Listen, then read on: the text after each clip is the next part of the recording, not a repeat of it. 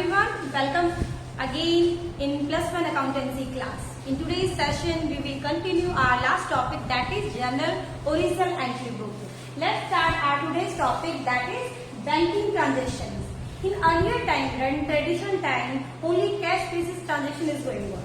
But in today's time, it is impossible to run the business without banking involvement. It means, for example, in last videos we have discussed some cash transaction when, like for example, when you purchase something, purchase account debit to cash account. When you pay the expenses, any rent account debit to cash account.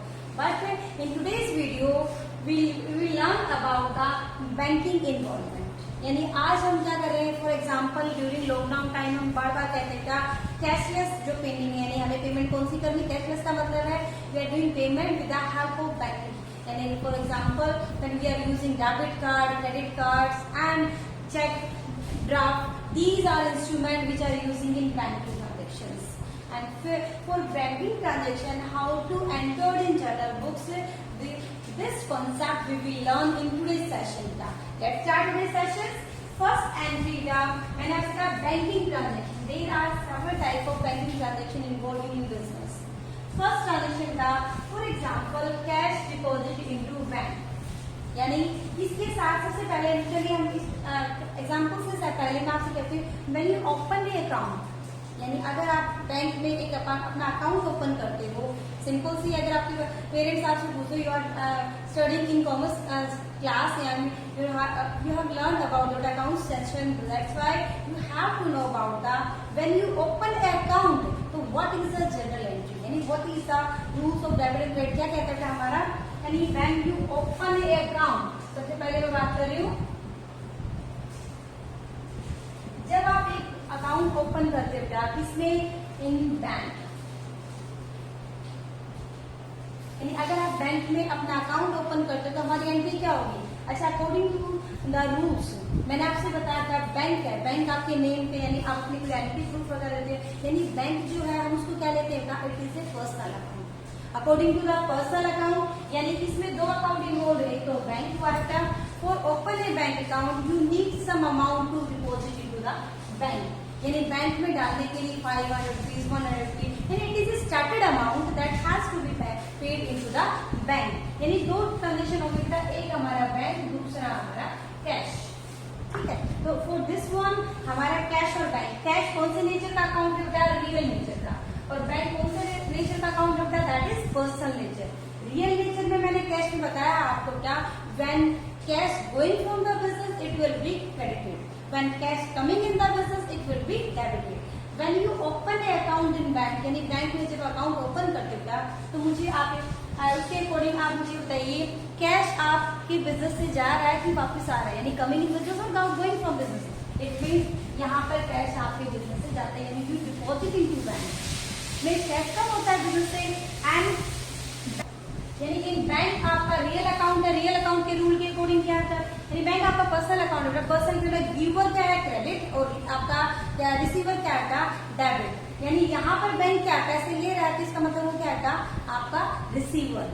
यानी जब आप bank में पैसे deposit करवाते हैं या फिर एक अकाउंट ओपन करते हैं तो एंट्री क्या होगी आपकी, कैश. मैंने कहा आपका क्या है, यहाँ पर कैश हमारे लिए क्या है आपकी going from the business, it means क्या है, कैश तो हमारा क्रेडिट होगा, और बैंक अकाउंट हमारा क्या होगा, bank account debit to cash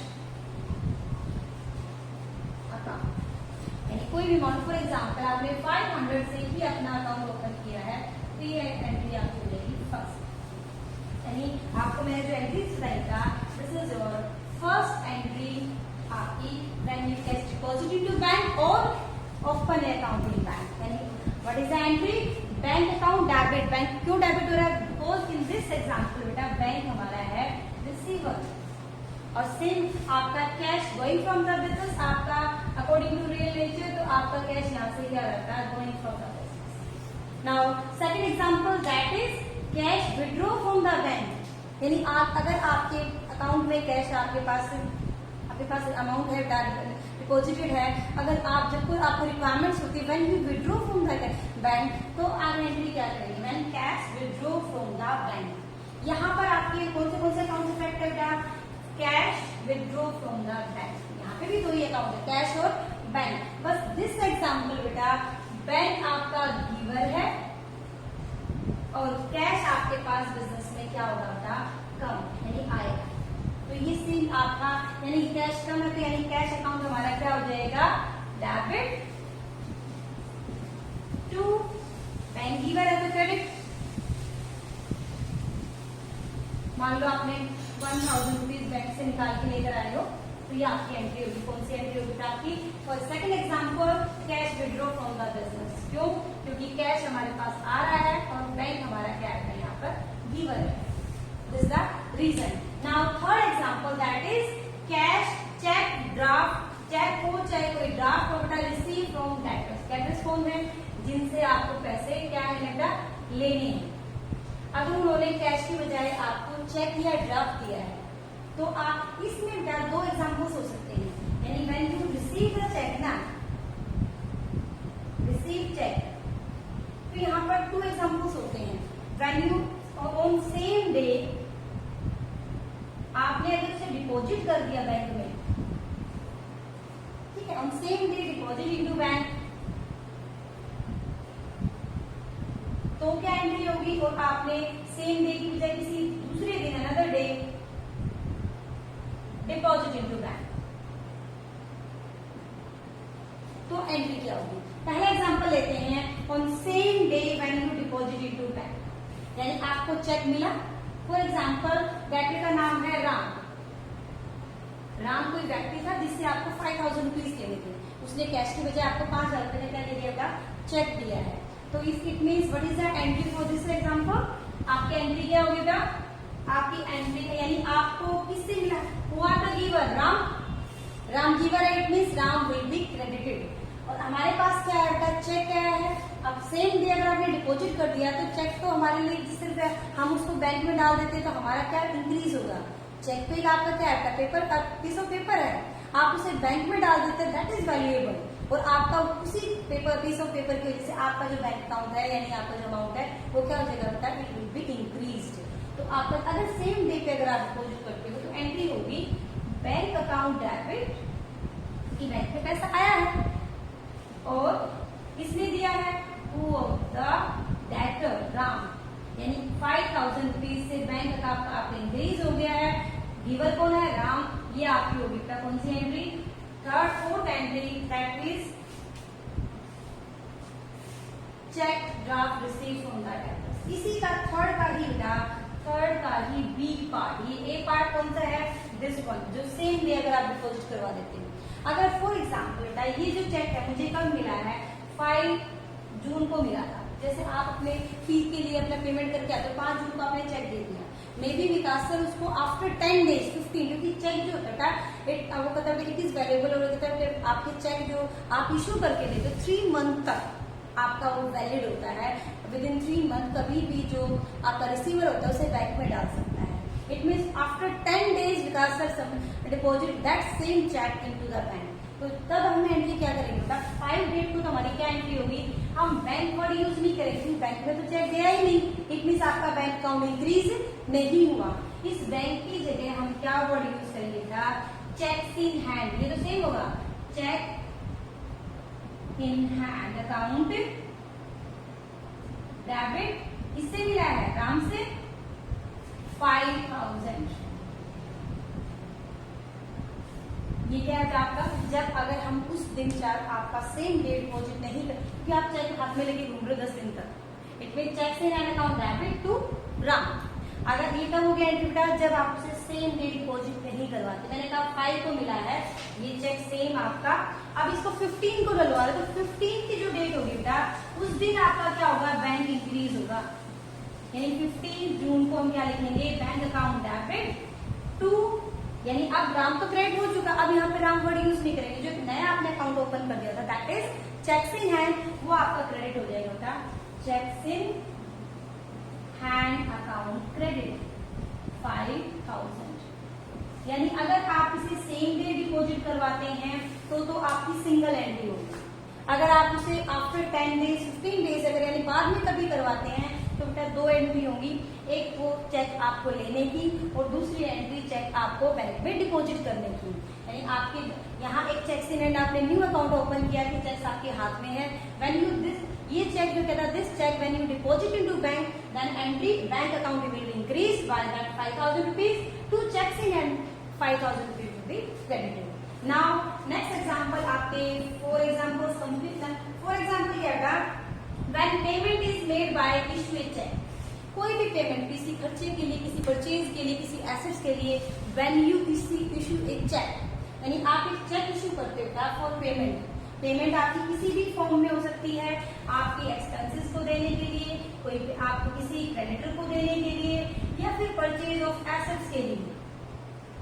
when you paid the cheque ना यानी when you issue a cheque, तो आपके जो रीजन है बेटा, आपके जिस भी रीजन के लिए आप करेंगे वो तो सारे हमारे क्या हो जाएंगे, debit, because all the expenditure इसके।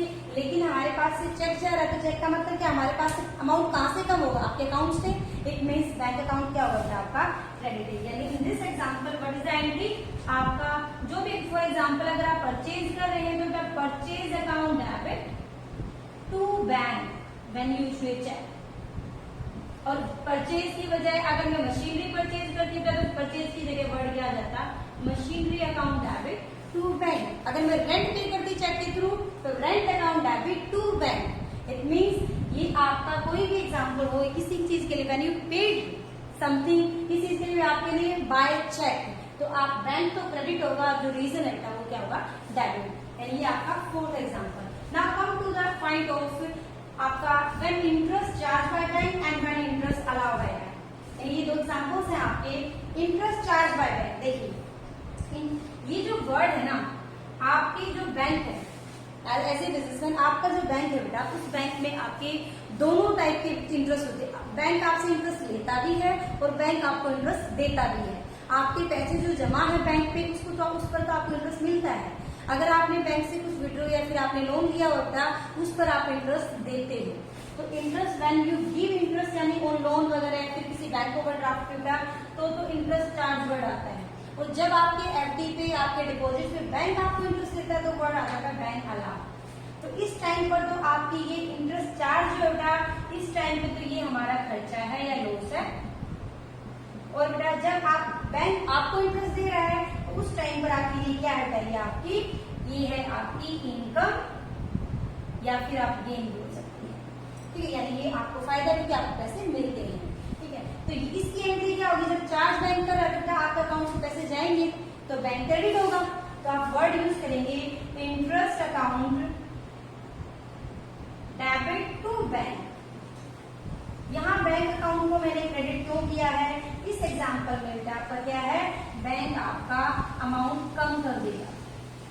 ठीक है, इसलिए बैंक क्रेडिट और interest account debit. In same example जब इंटरेस्ट आपको मिलता है तो एंट्री क्या करेंगे, इन दिस एग्जांपल हमारी एंट्री होगी आपका bank account debit to interest account. It means क्या है, यहाँ पर हमारा जो बैंक है वो क्या हो गया, इंक्रीज, इसलिए मैंने बैंक को क्या किया, डेबिट किया है। और इंटरेस्ट हमारे लिए यहाँ पर क्या आएगा, इनकम है, और यहाँ हमारे इंटरेस्ट क्या करता है, एक्सपेंडिचर। तो ये हमारे कुछ आपको मैंने ट्रांजेक्शन बताई हैं that is related to banking transaction. इस टॉपिक के लिए अगर आपको और डिटेल में जाना तो we can take some examples of journal that has to clear more concept.